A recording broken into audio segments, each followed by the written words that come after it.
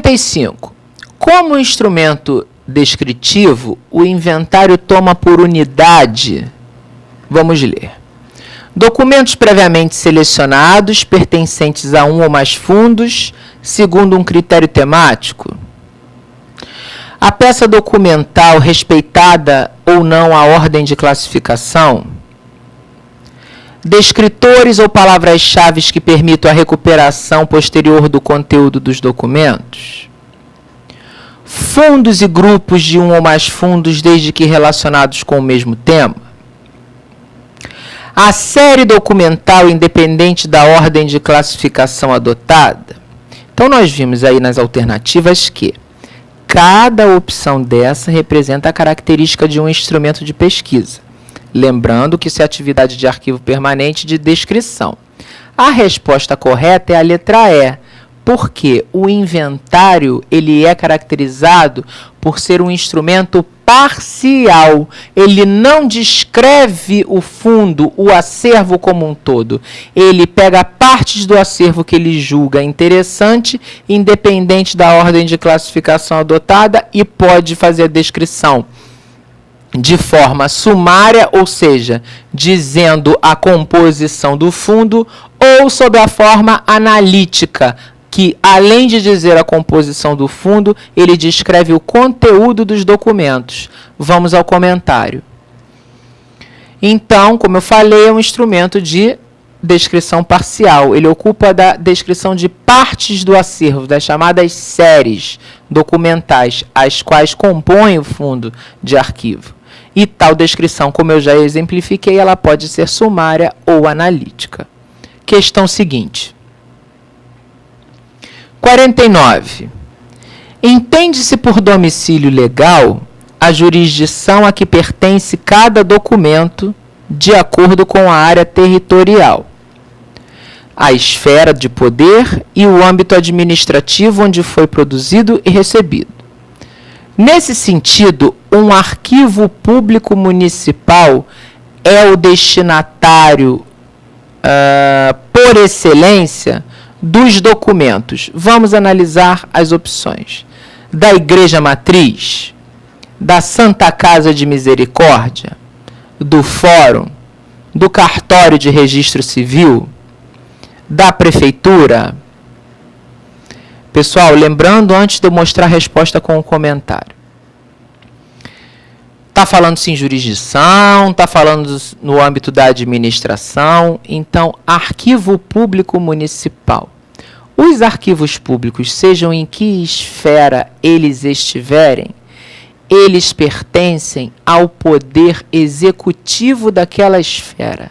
Então, só acumulam documentos resultantes da administração pública dentro daquela esfera, porque no Brasil o judiciário e o legislativo têm seus próprios arquivos nas respectivas esferas. Então, a resposta correta para essa questão é a letra E. O arquivo municipal vai abarcar documentos da administração pública do município, ou seja, da cidade. Então, isso é poder executivo, cabendo à prefeitura como local apropriado para custodiar esses documentos. Entendido? Próxima questão. 51. De acordo com a Lei 8.159, de 8 de janeiro de 1991, é a chamada Lei de Arquivos. Letra A. Os documentos cuja divulgação põe em risco a segurança da sociedade e do Estado ficarão sob o sigilo por um prazo máximo de 100 anos, a contar da data de sua produção. Letra B. O acesso a documentos sigilosos referentes à honra e à imagem das pessoas será restrito por um prazo máximo e improrrogável de 30 anos. Letra C. Cabe ao Poder Legislativo determinar a exibição reservada de qualquer documento sigiloso. D. O habeas data é prerrogativa dos titulares de cargos públicos nos organismos do governo federal, estadual e municipal. E letra E. ficará sujeito à responsabilidade penal, civil, administrativa aquele que desfigurar ou destruir documentos de valor permanente. Dentre todas essas respostas aí, todas as confusões e misturas que a banca fez, a única resposta é a letra E, que está lá no fim da Lei 8.159, se eu não me engano, artigo 25. Posso estar enganado, mas está lá nas disposições finais. Porque, de acordo com a Lei 8.159, para as demais opções, vamos voltar lá na questão, os documentos cuja divulgação põe em risco a segurança da sociedade e do Estado não ficam por um prazo máximo de 100 anos mantidos, ficam por um prazo máximo de 30. Na letra B, o acesso a documentos referentes à honra e imagem das pessoas fica por um prazo máximo de 100 anos retidos.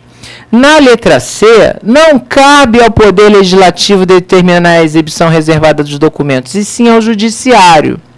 E o habeas data não é prerrogativa de titular de cargo público, é prerrogativa de nós que somos pessoas físicas, cidadãos comuns, na intenção de requerer informações a nosso respeito para esclarecer alguma situação,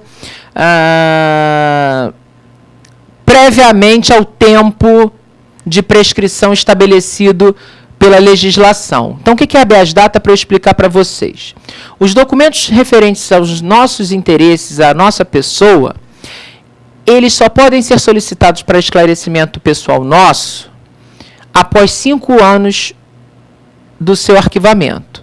Se o indivíduo precisar dessas informações antecipadamente, antes de completar esses 5 anos do arquivamento desses documentos, ele entra com um pedido que se chama habeas data junto ao Poder Judiciário, para o Poder Judiciário obrigar a instituição a exibir reservadamente os documentos que ele precisa para esclarecer determinada situação. Vamos à questão seguinte.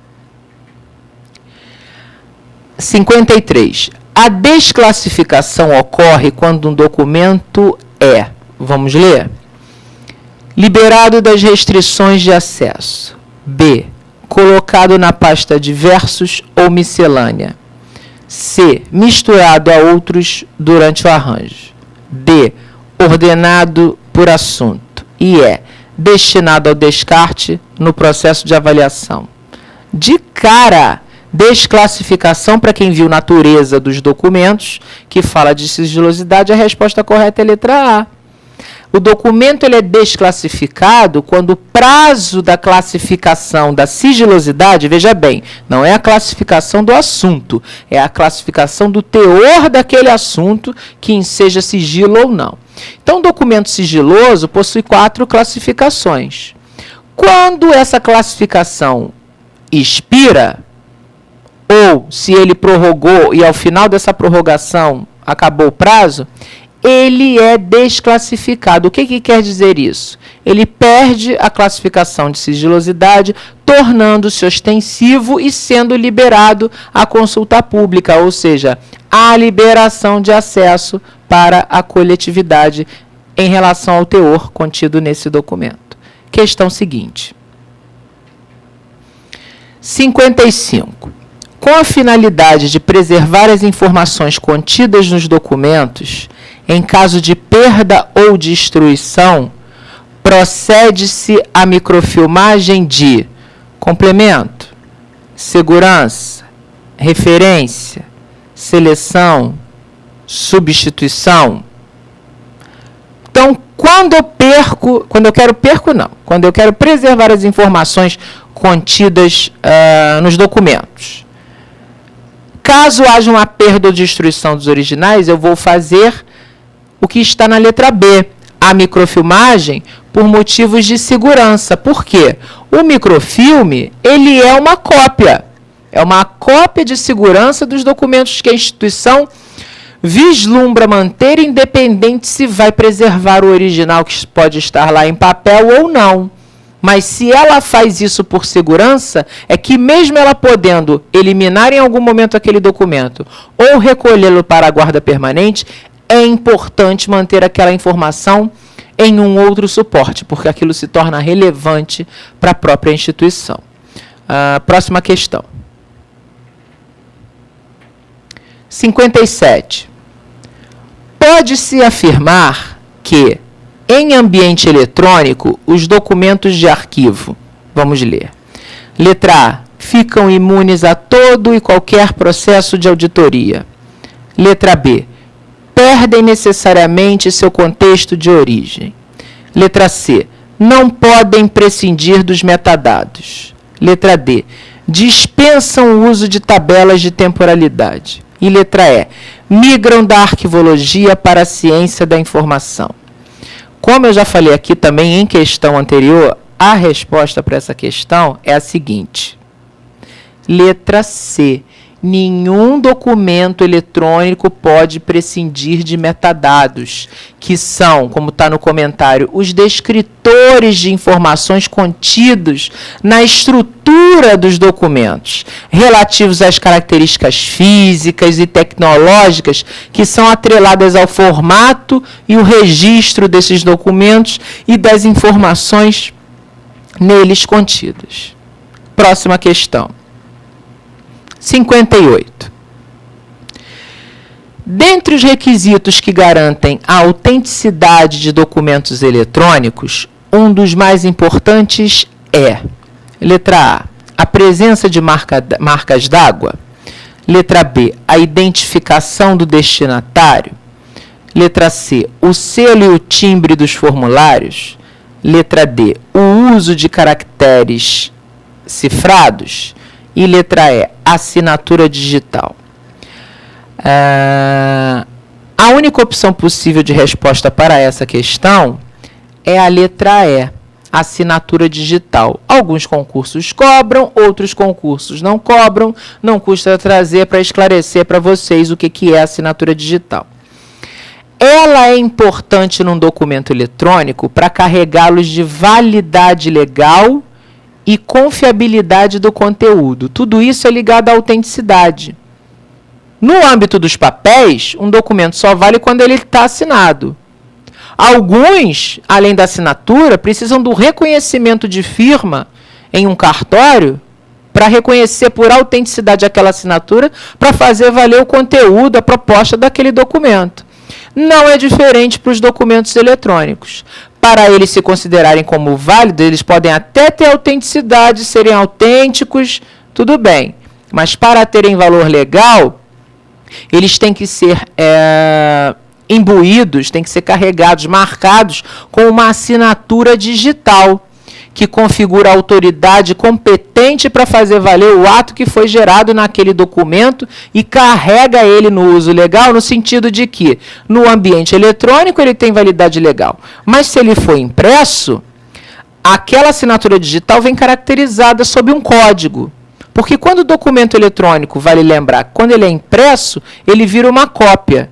E cópia, para ter validade legal, somente se autenticada. Então, essa cópia impressa do documento eletrônico tem que carregar essa assinatura digital para carregar o documento de eletrônico de validade legal quando ele vai para um outro ambiente, vamos dizer assim, um ambiente convencional.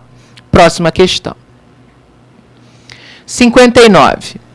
A fim de criar uma atmosfera favorável à preservação e conservação dos documentos, então está falando a questão de atmosfera favorável à preservação e conservação dos documentos. O que eu tenho que fazer relativo a isso? Letra B, que diz o seguinte: tem que se manter a climatização, isto é, controlar a temperatura e umidade relativa e poluentes por meios de instrumentos, ou seja, temperatura eu controlo com termômetro, umidade eu meço com o higrômetro, eu posso controlar os dois simultaneamente com o que eu chamo de higrotermômetro ou termohigrômetro, mas eu tenho que manter constantemente o controle desses níveis e evitar o contato dessa documentação com ambientes que possam possibilitar o contato com poluentes.